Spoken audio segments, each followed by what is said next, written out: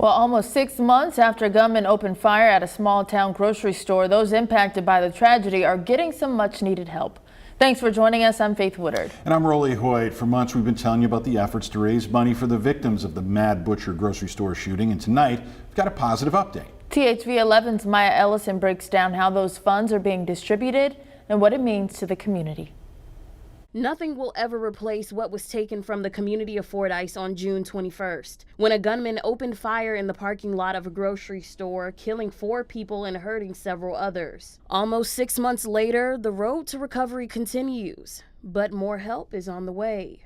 People were heartbroken and saddened at this event, and they came together and as a community and helped.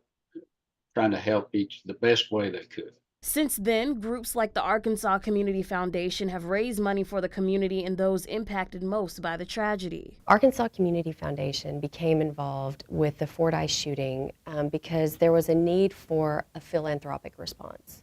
We partnered with an organization called the Mass Violence Survivors Fund and Victims First, and collectively they have worked over 50 mass shootings in the last few years. They raised more than $150,000 for the Fordyce Survivors Fund. For the last several months, Jessica Ford with the Arkansas Community Foundation has worked with a group of officials and leaders from the area to decide where that money will go.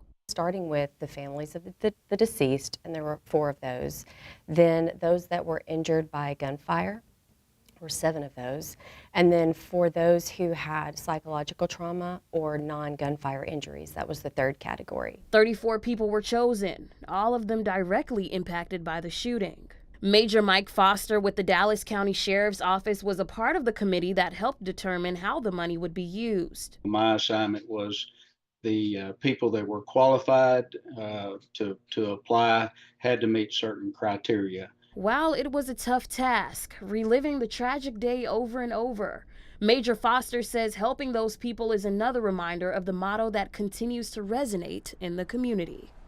What does Fordyce Strong mean to you?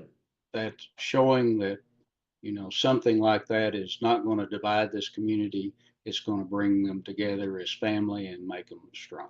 For THV 11 News, I'm Maya Ellison. Maya, thank you. And Ford from the community group there said each person will receive their money by Christmas.